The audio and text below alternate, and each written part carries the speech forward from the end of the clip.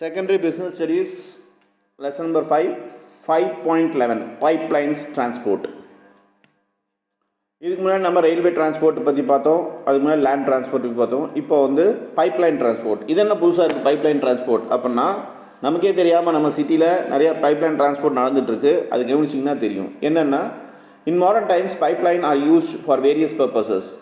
Water supply to the resident and commercial areas is carried on with the help of pipelines. Petroleum and natural gases are also transported from one place to another through pipelines. This is the most convenient as well as economical mode of transport for these products in comparing to road and rail transport, provided the volume to be transported is large quantities, but the cost of installation and maintenance require large capital investment. இந்த மாதிரி pipelines நீங்கள் உங்கள் ஊர்லலாம் பார்க்கலாம். இந்த மாதிரி பெரிய பெரிய பைப்லைன்ஸ் இருக்கும். அது எதுக்காக அப்படின்னா, நாம் நினச்சிட்டு இருக்கோம் அதில் வெறும் தண்ணி தான் போகுது அப்படின்னு சொல்லிட்டு. இது நல்ல தண்ணி எல்லாமே டேமில் இருந்து சிட்டிக்கு இல்லை கமர்ஷியல் ஏரியாஸ்க்கு எல்லாமே அனுப்புறதுக்காக ட்ரான்ஸ்ஃபர் பண்ணுறதுக்காக இந்த மாதிரி பைப்லைன்ஸில் தான் யூஸ் பண்ணுறாங்க நம்ம ஊரில் இல்லை உலக லெவலில். ஸோ இந்த டிரான்ஸ்போர்ட் என்ன சொல்லுவாங்கனாக்கா பைப்லைன் டிரான்ஸ்போர்ட். இது தண்ணி மட்டும் கிடையாது, பெட்ரோல் அப்புறம் நேச்சுரல் கேஸ் கூட இந்த மாதிரி டிரான்ஸ்போர்ட் பண்ணுறாங்க. ஒரு இடத்துலேருந்து இன்னொரு சிட்டிக்கு பைப்லைன் மூலமாக அனுப்புகிறாங்க. இது மட்டும் இல்லாமல் இது மற்ற டிரான்ஸ்போர்ட்டை கம்பேர் பண்ணும்போது, அதாவது நாம் நினைக்கலாம் இந்த இதில் வந்து நம்ம ரோட் டிரான்ஸ்போர்ட்லேயே கொண்டுடலாமே, இல்லை ரயில் டிரான்ஸ்போர்ட்டில் கொண்டுடலாமே, இந்த தண்ணி ஆகட்டும் இல்லை பெட்ரோல் ஆகட்டும் இதெல்லாமே. அப்படி பார்க்கும்போது காஸ்ட் எஃபிஷியன்சி ரொம்ப அதிகமாகுது. அதில் அந்த டிரான்ஸ்போர்ட்டில் கொண்டு போனால் செலவு ரொம்ப அதிகமாகுது. பட் இதில் பார்த்திங்கன்னா காஸ்ட் வந்து ரொம்ப கம்மியாகுது ஒரு இடத்துல இன்னொரு இடத்துக்கு அனுப்புறதுக்கு. இது ஒன்று. இன்னொன்று, இதில் காஸ்ட் ரொம்ப லார்ஜ் குவான்டிட்டிஸ் வந்து நம்ம ட்ரான்ஸ்ஃபர் பண்ண முடியும். ஒரு இடத்துலேருந்து இன்னொரு இடத்துக்கு லார்ஜ் குவான்டிட்டி அளவில் வந்து ட்ரான்ஸ்ஃபர் பண்ண முடியும். பட் இதில் ஒரே ஒரு ப்ராப்ளம் என்னென்னாக்கா, இதில் இன்ஸ்டாலேஷன் காஸ்ட்டு அப்புறம் மெயின்டெனன்ஸ் காஸ்ட் வந்து ரொம்ப அதிகம். இதை இன்ஸ்டால் பண்ணுறதுக்கு பல வருஷம், இன்றைக்கி நம்ம சிட்டியில் மெட்ரோலாம் போட்டுட்ருக்காங்க பாருங்கள், அந்த மாதிரி பல வருஷம் ஆகும் இன்ஸ்டால் பண்ணுறதுக்கு. அது இல்லாமல் இன்ஸ்டால் பண்ணது மட்டும் இல்லாமல் எங்கேயும் லீக் இல்லாமல் பார்த்துக்கணும், எமர்ஜென்சி எல்லாமே சேஃப்டி செக்யூரிட்டி எல்லாம் பார்த்துக்கணும். அதுக்கு பண்ணுற செலவுகள் எல்லாமே மெயின்டெனன்ஸ் செலவு ரொம்ப ரொம்ப அதிகம் அப்படின்னு சொல்கிறாங்க. Next 5.12 ropeway transport. இந்த மாதிரி டிரான்ஸ்போர்ட் நம்ம நாட்டில் ஒரு சில இடத்துல தான் இருக்குது. நம்ம தமிழ்நாட்டில் பார்த்தீங்கன்னாக்கா பழனியில் நீங்கள் பார்க்கலாம். So ropeway transport. Ropeway refers to a mode of transport which connects two places on the hill or across the valley or the river. In the hilly areas, trolley move one wheel connected to rope and are used for carrying passengers or goods, especially building materials, food, etc. The famous Uran Khatola Jagadamba in Gujarat that carries pilgrims to the temple is an example of ropeway transport which carries more than 50 passengers at a time. இந்த ropeway transport பார்த்திங்கனாக்கா மனிதர்களை இல்லாட்டி இப்போ கூட்ஸை ஒரு இடத்துல இந்த இப்போ 2 மலை இருக்குனாக்கா அந்த மலைக்கு நடுவில் வந்து தண்ணி ஆறு போகுதுனாக்கா அதை கடக்கணுன்னாக்கா இந்த மாதிரி ரோப்வே டிரான்ஸ்போர்ட் எல்லாமே உலக லெவலில் யூஸ் பண்ணுவாங்க. இதில் பார்த்திங்கனாக்கா ரோப்பை வச்சு ஒரு வீல் இருக்கும், அந்த வீலில் வந்து அந்த கேரியரில் உட்காந்துட்டு போகிற மாதிரி இருக்கும். அது வந்து ஒரு இடத்துலேருந்து ஒரு மலையிலேருந்து இன்னொரு மலைக்கு ட்ரான்ஸ்ஃபர் ஆகும். இந்த மாதிரி தான் ஒரு சிஸ்டம் இருக்குது. இது பார்த்திங்கனாக்கா மனிதர்கள் மட்டும் இல்லாமல் மெட்டீரியல்ஸு, ஃபுட்டு இது எல்லாத்தையும் எடுத்துகிட்டு போகிறதுக்கு யூஸ் ஆகுது. இந்த மாதிரி எங்கே இருக்குனாக்கா, ஏற்கனவே சொன்ன மாதிரி நம்ம தமிழ்நாட்டில் பழனியில் இந்த ரோப் கார் நீங்கள் பார்க்கலாம். அதுவும் இல்லாமல் இந்த குஜராத்தில் பார்த்திங்கனாக்கா ஒரு ஜெகதம்பா ஒரு அம்மன் கோயில் இருக்குது. அது பார்த்திங்கனாக்கா அங்கே இந்த ரோப் கார் யூஸ் பண்ணுறாங்க. இந்த ரோப் கார் மூலமாக மட்டும்தான் அந்த கோயிலுக்கு போக முடியும். ஒரு டைமுக்கு 50 பேர் உட்காந்து போகிற மாதிரி அதை செஞ்சுருக்காங்கன்னு சொல்கிறாங்க. Next 5.13 water transport. Water transport refers to movement of goods and passengers on waterways by using various means like boats, steamers, launches, ships, etc. With the help of these means, goods and passengers are carried to different places, both within as well as outside the countries. When rivers and canals within the country are used for movements of boats, launches, etc., this is called inward water transport. When the various means of transport are used to carry goods and passengers on the sea route, it is termed as ocean transport. Let us know more about these two types of water transport. Water transport na பேர்லயே தெரியுது, தண்ணியில போற எந்த ஒரு டிரான்ஸ்போர்ட்டும் water transport தான் சொல்லுவாங்க. அப்படி இருக்கையில் இந்த லோக்கலில், தட் இஸ் நாட்டுக்குள்ளேயே வாட்டர் டிரான்ஸ்போர்ட் நடந்துச்சுனாக்கா அது பேர் இன்வர்ட் வாட்டர் டிரான்ஸ்போர்ட் சொல்லுவாங்க. அதை பார்த்தோன்னா போட்டு, ஸ்டீமரு, லான்ச்சு, ஷிப் இதெல்லாமே வாட்டரில் யூஸ் பண்ணுவாங்க டிரான்ஸ்போர்ட் பண்ணுறதுக்கு. ஒரு இடத்துலேருந்து இன்னொரு இடத்துக்கு, இல்லை ஒரு நாட்டிலேருந்து இன்னொரு நாட்டுக்கு போகிறதுக்கு, இந்த வாட்டர் மூலமாக போகிறதுக்கு இதெல்லாமே யூஸ் பண்ணுவாங்க. இதெல்லாம் கேனல்ஸ்ன்னு சொல்லுவாங்க. அந்த கேனல்ஸ் மூலமாகவும் போவாங்க, சீல மட்டும் இல்லை கேனல்ஸ்லையும் போவாங்க. இதில் பார்த்தீங்கன்னாக்கா இந்த போட்டு, லான்ச்சஸ் எல்லாமே இன்வர்டு, அதாவது நாட்டுக்குள்ளே இருக்க தண்ணிக்குள்ளே போகிறது தான் இன்வர்ட் டிரான்ஸ்போர்ட்டு. இதை விட்டு நாட்டு ஒரு நாட்டு பவுண்ட்ரிலேருந்து இன்னொரு நாட்டு பவுண்ட்ரிக்கு தண்ணியில் போகணும் அப்படின்னாக்கா ஷிப் மூலமாக போகணுன்னாக்கா அது பேர் ஓஷன் டிரான்ஸ்போர்ட் சொல்லுவாங்க. இந்த மாதிரி ரெண்டாக பிரியுது. அது என்னன்னு நம்ம இப்போ பார்ப்போம்.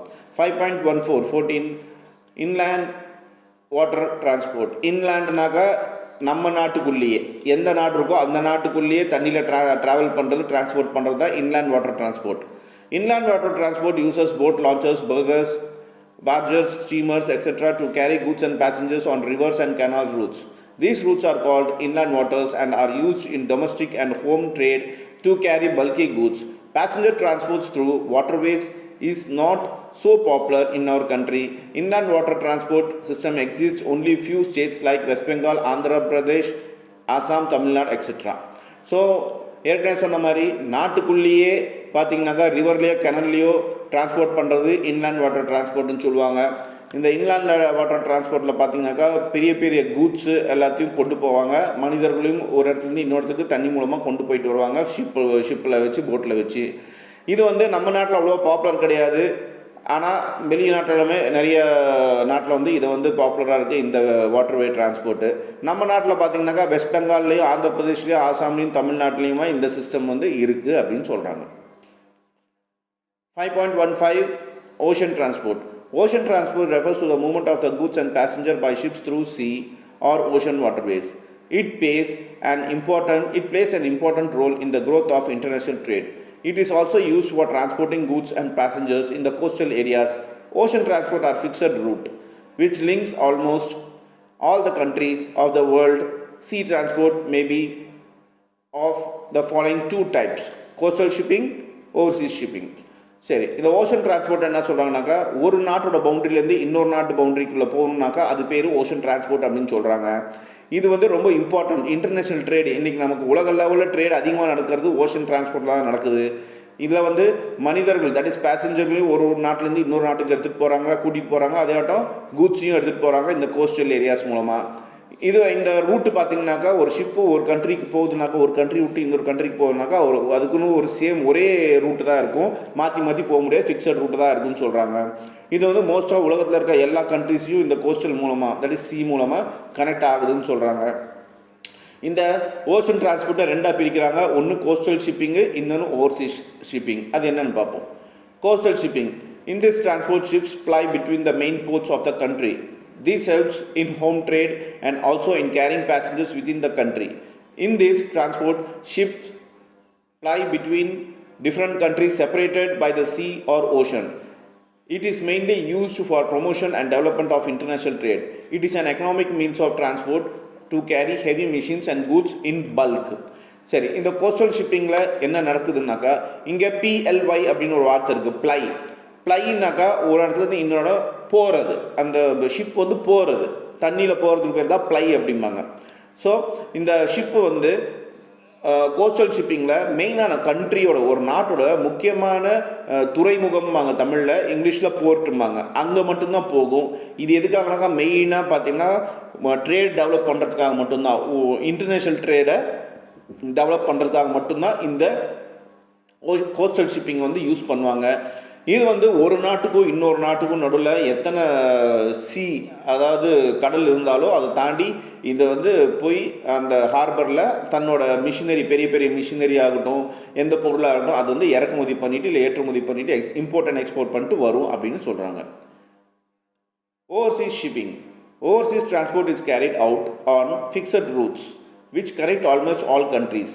In ocean transport, different types of ships are used to carry passengers and goods. These may be classified as liners. A liner is a passenger and cargo vessel which belongs to a regular shipping company. These ships ply over fixed route following a prescribed schedule or timetable. Tramps. A tramp is a cargo ship which does not make regular trips but plies whenever cargo is offered to it. It does not follow a fixed route or a prescribed timetable like that liners. இப்போ இந்த Overseas ஷிப்பிங்கில் வந்து ரெண்டு வகை இருக்குது. ஒன்று லைனர்ஸ்ன்னு சொல்லுவாங்க, இன்னொன்று ட்ராம்ஸ்ன்னு சொல்லுவாங்க. இது எதுக்காக யூஸ் பண்ணுறாங்கனாக்கா மெயினாக டிரான்ஸ்போர்ட்டுக்காக தான். மக்களையும் சரி கூட்ஸும் சரி ஒரு நாட்டிலேருந்து இன்னொரு நாட்டுக்கு எடுத்துகிட்டு போகிறதுக்காக கூட்டிகிட்டு போகிறதுக்காக தான் இதெல்லாமே யூஸ் பண்ணுறது இந்த ஓவர்சீஸ் ஷிப்பிங். இது இந்த லைனர்ஸில் பார்த்தீங்கன்னாக்கா இது ப்ரொஃபஷனலாக இருக்கும். இது வந்து ஒரு பெரிய கார்கோ மாதிரி இருக்கும் உங்களுக்கு. அதில் வந்து பேசஞ்சர்ஸையும் கூப்பிட்டு போவாங்க, இது பொருளும் எடுத்துகிட்டு போவாங்க, கூட்ஸும் எடுத்துகிட்டு போவாங்க. இது ரெகுலரான ஒரு ஷிப்பிங் கம்பெனி நடத்துகிற ஒரு எப்படி நம்ம வந்து பஸ் ரூட்டெல்லாம் இருக்குது. நம்ம அந்த பஸ்ஸில் போனோம்னாக்கா கரெக்டாக டெய்லி அந்த டைமிங் வந்து அந்த பஸ் அங்கே இருக்கும். அதே மாதிரி தான் இந்த லைனர்ஸை பொறுத்த வரைக்கும் பர்ஃபெக்டான ஒரு டைம் டேபிள் இருக்கும். அவங்க பர்ஃபெக்டான ஒரு ஃபிக்ஸட் ரூட்டில் அந்த சீயில் போயிட்டு வருவாங்க. இவங்களுக்குன்னு ஒரு டைம் டேபிள் ஷெடியூலாக இருக்கும். கரெக்டாக அந்த டைமுக்கு அந்த ஷிப் அங்கேருந்து கிளம்பிடும். இதுதான் லைனர்ஸும்பாங்க. இதே ட்ராம்ஸுன்னு இன்னொரு வகை இருக்குது. இந்த ட்ராம்ஸ் பார்த்தீங்கன்னாக்கா எப்போ அவங்களுக்கு வந்து கூட்ஸ் ஒரு ஷிப்பிங் வருதோ, ஒரு நாட்டுக்கு இந்த ஒரு கூட்ஸ் எடுத்து போகணும் திடீர்னு ஆர்டர் வந்துச்சுன்னா அப்போ தான் அந்த ட்ராம்ஸ் எடுப்பாங்க. இது ஷிப் மாதிரி தான் இருக்கும். இதுக்கு பார்த்தீங்கன்னாக்கா ஒரு ரெகுலர் டைமிங் கிடையாது, ஒரு ரெகுலர் ரூட்டு கிடையாது. ஸோ அதுக்கு வசதியான டைமிங்கில் அது கிளம்பும், அதுக்கு வசதியான ரூட்டில் தான் அது போகும். ஸோ இதுதான் டிஃப்ரென்ஸ் இந்த லைனர்ஸ்க்கும் ட்ராம்ஸ்க்கும். இது வந்து ஓவர்சீஸ் ஷிப்பிங்கில் வருது. Next 5.16 advantage of water transport. Water transport has the following advantage. It is relatively economical mode of transport for bulky and heavy goods. It is safe mode of transport with respect of occurrence of accident. It cost of maintaining and constructing routes is very low as most of them are naturally made. It promotes international trade. இப்போ இந்த water டிரான்ஸ்போர்ட்டில் என்ன advantages அப்படின்னா, இது வந்து உங்களுக்கு ஒரு பொருளை எடுத்துகிட்டு போகிறதுக்கு பார்த்தீங்கன்னாக்கா ஹெவி கூட்ஸில் எடுத்துகிட்டு போகிறதுக்கு ரொம்ப எக்கனாமிக்கான ஒரு மோடுன்னு சொல்கிறாங்க. செலவு ரொம்ப கம்மியாகுதுன்னு சொல்கிறாங்க. இதே ஃப்ளைட்லேயோ இல்லை ட்ரெயின்லேயோ இல்லை ரோடு வழியாக எடுத்துகிட்டு போகிறோம்னாக்கா ரொம்ப அதிகமாகும் செலவு. ஆனால் வழியாக கொண்டு போகிறது, ஒரு நாட்டுக்கு இன்னொரு நாட்டுக்குள்ளே கொண்டு போகிறது ரொம்ப செலவு கம்மியாக இருக்குதுன்னு சொல்கிறாங்க. நெக்ஸ்ட்டு இது வந்து சேஃபாக இருக்குங்கிறாங்க. ஏன்னா ஆக்சிடென்ட்ஸு சீல ரொம்ப கம்மியாக தான் ஆகுது. ஸோ இது ஒரு சேஃப் மோடு அப்படின்னு சொல்கிறாங்க. அடுத்ததுனாக்கா காஸ்ட்டு ரொம்ப கம்மியாக இருக்குது, லோ காஸ்ட்டாக இருக்குது ரூட்டெல்லாம் செய்கிறதுக்கு. ஏன்னா இதுக்குன்னு ஒரு ரோடு போட தேவையில்லை, ஆல்ரெடி அது நேச்சுரலாகவே தண்ணி இருக்குது. அதனால் இது ரூட் காஸ்ட் வந்து மெயின்டைன் ஆகுது, கம்மியாக இருக்குது, வெரி லோவாக இருக்குதுன்னு சொல்கிறாங்க.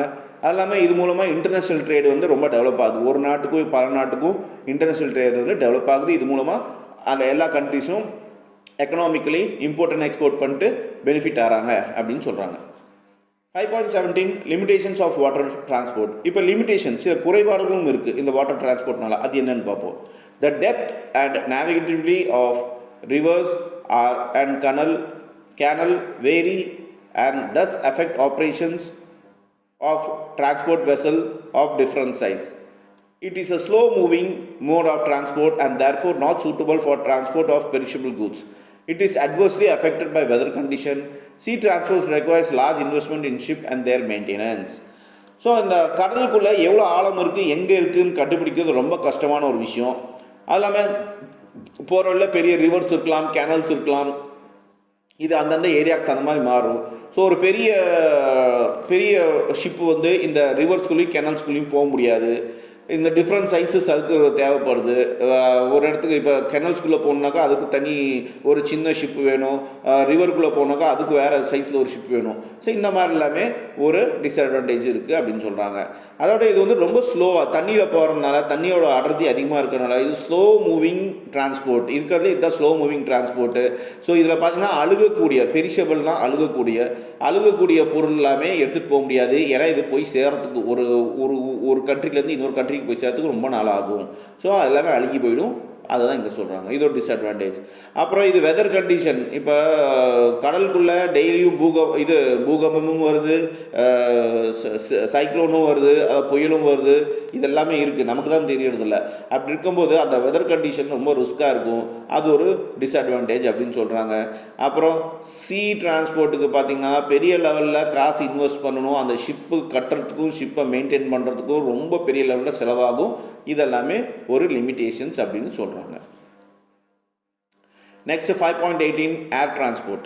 This is the fastest mode of transport. It carries goods and passengers through airways by using different aircraft like passengers aircraft, cargo aircraft, helicopters, etc. Besides passengers, it generally carries goods that are less bulky or are the high value. In the hilly and mountainous area where other modes of transport is not feasible, air transport is an important as well as convenient mode. It is also used for transporting goods and passengers during the natural calamities like earthquake and flood, etc. During war, air transport plays an important role in carrying soldiers as well as supplies to required areas. The aircraft, இப்போ நீங்கள் பிக்சரில் பார்க்குற மாதிரி aircraft பார்த்தீங்கன்னா இதுதான் fastest mode of transport. ஒரு இடத்துலேருந்து இன்னொரு இடத்துக்கு ஸ்பீடாக போகணுன்னாக்கா இது ஏர்க்ராஃப்ட் தான் ஃபாஸ்டஸ்ட் மோட் இருக்க டிரான்ஸ்போர்ட்லேன்னு சொல்கிறாங்க. இதுவும் பார்த்தீங்கன்னாக்கா கூட்ஸையும் ஒரு இடத்துலேருந்து இன்னொரு இடத்துக்கு எடுத்துகிட்டு போகும், பேசஞ்சர்ஸையும் எடுத்துகிட்டு போகும் அப்படின்னு சொல்கிறாங்க. இந்த நிறைய வகையான ஏர்க்ராஃப்ட்ஸ் இருக்குது. ஏர்க்ராஃப்ட்டு, கார்கோ ஏர்க்ராஃப்ட் இருக்குது, ஹெலிகாப்டர்ஸ் இருக்குது, நிறைய இருக்குது. இது மெயினாக எந்த இடத்துல யூஸ் ஆகுதுனாக்கா மவுண்டன் ஏரியாவில் எங்கே ரோடே இல்லையோ, எந்த டிரான்ஸ்போர்ட்டும் போக முடியாதோ அப்போ பார்த்தீங்கன்னாக்கா இந்த ஏர்க்ராஃப்ட் வந்து யூஸ் பண்ணி அந்த மக்களுக்கு இருக்கிற எசென்ஷியல் ப்ராடக்ட்ஸ் ஆகட்டும், எமர்ஜென்சி சர்வீஸ் ஆகட்டும் கொடுக்குறாங்க. அதுக்கு ரொம்ப யூஸ் ஆகுது. இது மட்டும் இல்லாமல் நேச்சுரல் கெலாமிட்டிஸ், இன்றைக்கி நீங்கள் பார்க்கலாம் லாஸ் ஏஞ்சல்ஸே பற்றிட்டு எரியுது போன 20 நாளாக. லாஸ் ஏஞ்சல்ஸில் பார்த்தீங்கன்னாக்கா இருக்கிற எல்லா வீடும் காலி ஆகிடுச்சு. கிட்டத்தட்ட 100,000 ஏக்கர் பக்கத்தில் காலி ஆகிடுச்சு நெருப்புனால. ஆனால் இப்போ அங்கே இருக்கிற மக்களுக்கு யார் எப்படி போய் சாப்பாடு கொடுக்குறாங்கனாக்கா இந்த ஏர்க்ராஃப்ட் மூலம் தான் கொடுக்குறாங்க. அதே மாதிரி நம்ம நாட்டிலையும் பார்த்தீங்கன்னாக்கா சில மாதத்துக்கு முன்னாடி வெள்ளம் வந்துச்சு, ஃப்ளட்டு வந்துச்சு சென்னையில் எல்லாமே. அப்போ பார்த்தீங்கன்னா ஃப்ளைட்லேருந்து தான் உங்களுக்கு சாப்பாடெல்லாம் கொடுத்தாங்க. நிறைய நாள் கரண்ட்டே இல்லை, வெள்ளமும் போகாமல் இருந்துச்சு. ஸோ அப்படி இருக்கும்போது இந்த ஏர்க்ராஃப்ட் இந்த எமர்ஜென்சி டைம்லேயும் ரொம்ப யூஸ் ஆகுது அப்படின்னு சொல்கிறாங்க. அதேட்டும் வார், அதாவது போர் நடக்கிற டைமில் இந்த ஏர்க்ராஃப்ட் மூலமாக தான் சோல்ஜர்ஸை ஒரு இடத்துலேருந்து இன்னொரு இடத்துக்கு கூட்டு போகிறதுக்கும் அதோட சாப்பாடு சப்ளைஸ் கொடுக்கறதுக்கும் இதெல்லாமே யூஸ் ஆகுது இந்த ஏர்க்ராஃப்ட் அப்படின்னு சொல்கிறாங்க. Air transport may be classified as domestic and international air transport. While domestic air transport mainly facilitates movements within the country, international airport is used for carrying goods and passengers among different countries. Air transport is carried out in a fixed air routes which connects almost all the countries. The air transport வந்து ரெண்டாக பிரிக்கிறாங்க. ஒன்று domestic and international air transport. டொமஸ்டிக்னாக்கா அது வந்து மனிதர், அதாவது நாட்டுக்குள்ளேயே பார்த்தீங்கன்னாக்கா இதில் மூமெண்ட்ஸ் இருக்கும். ஃபார் எக்ஸாம்பிள் நம்ம இந்தியா இடத்துல டெல்லியிலேருந்து சென்னைக்கு ஒரு ஃப்ளைட் வருதுனாக்கா தட் இஸ் டொமஸ்டிக். ஸோ நாட்டுக்குள்ளேயே டிரான்ஸ்போர்ட் பண்ணுற ஏர்க்ராஃப்ட்டு டொமஸ்டிக் ஏர்க்ராஃப்ட்டு. அதே பார்த்திங்கனாக்கா ஒரு நாட்டிலேருந்து இன்னொரு நாட்டுக்கு, ஃபார் எக்ஸாம்பிள் சென்னையிலேருந்து இதுக்கு அமெரிக்காவுக்கு போகுது அப்படின்னாக்கா அது வந்து இன்டர்நேஷ்னல் டிரான்ஸ்போர்ட்டு. இதுலேயும் பார்த்திங்கனாக்கா பேசஞ்சர்ஸையும் கூப்பிட்டு போவாங்க, கூட்ஸையும் எடுத்துகிட்டு போவாங்க இந்த ஃப்ளைட்டில் நிறைய கண்ட்ரீஸ்க்கு. ஸோ ஏர் டிரான்ஸ்போர்ட் பார்த்திங்கனாக்கா ஃபிக்ஸட் ரூட்டில் தான் இருக்கும். நினச்ச ரூட்டில் போக முடியாது, அதுக்கும் ஃபிக்ஸட் ரூட் இருக்கும், ஃபிக்ஸட் டைமிங் இருக்கும், எல்லா கண்ட்ரீஸும் கனெக்ட் பண்ணும் அப்படின்னு சொல்கிறாங்க. இப்போ 5.19 அட்வான்டேஜஸ் ஆஃப் ஏர் டிரான்ஸ்போர்ட். இதில் ஒரு சில அட்வான்டேஜஸ் இருக்குது ஏர் டிரான்ஸ்போர்ட்டில், என்னென்னு பார்ப்போம். It is a fastest mode of transport. It is very useful for transporting goods in the passengers to the area which is not accessible by other means of transport. It is the most convenient mode of transport during natural calamities. It provides vital support to the national security and defense. So ஏற்கனவே சொன்ன பாயிண்ட்டே தான் என்னென்னாக்கா இது ஃபாஸ்ட்டாக போகிற transport, அது ஒரு advantage. இது வந்து ரொம்ப டிரான்ஸ்போர்ட், இது வந்து கூட்ஸையும் பேசஞ்சரையும் ஒரு ஏரியாவிலேருந்து இன்னொரு ஏரியாவுக்கு, அதாவது எந்த இடத்துல மற்ற டிரான்ஸ்போர்ட்லேயோ அங்கே வந்து சர்வீஸ் கொடுக்கறதுக்கு இந்த டிரான்ஸ்போர்ட் ரொம்ப யூஸ்ஃபுல்லாக இருக்குது.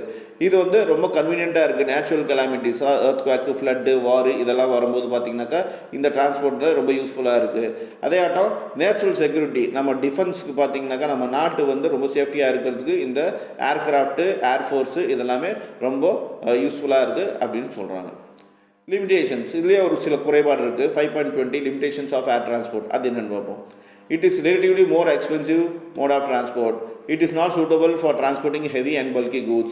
It is affected by the adverse weather condition. It is not suitable for short distance travel. In case of accident, it results in heavy losses of goods, property and life. So பார்த்தீங்கன்னாக்கா மறுபடியும் இது ஒரு எக்ஸ்பென்சிவான transport ஆகுது. அதுவும் இல்லாமல் இது heavy பல்கியான goods, பெரிய ஹெவியான பல்கியான கூட்ஸ் வந்து எடுத்துகிட்டு போக முடியாது இதனால், வெயிட்டு காரணத்தினால. இதுக்கும் பார்த்திங்கன்னா வெதர் கண்டிஷன்ஸ் இருக்குது. புயல், மழை, இடி, மின்னல் அப்படின்னாக்கா இந்த டிரான்ஸ்போர்ட் எஃபெக்ட் ஆகுது. இது சின்ன, அதாவது கம்மியான டிஸ்டன்ஸை கவர் பண்ணுறதுக்கு இந்த ஏரோப்ளேனு ஏர்க்ராஃப்ட் எல்லாமே சரிப்பட்டு வராது. அது ஒரு மைனஸ் பாயிண்ட்டு. அப்புறமா ஏதாவது ஆக்சிடென்ட் ஆச்சுனாக்கா உயிரிழப்பும் அதிகமாகும், பொருள் இழப்பும் அதிகமாகும். ஸோ இந்த மாதிரி ப்ராப்பர்ட்டி, சொத்துக்களும் அதிகமாகும். ஸோ இந்த ஒரு ரிஸ்க் இருக்குது இந்த ஏர் டிரான்ஸ்போர்ட்டில். இதெல்லாமே லிமிட்டேஷன்ஸ்.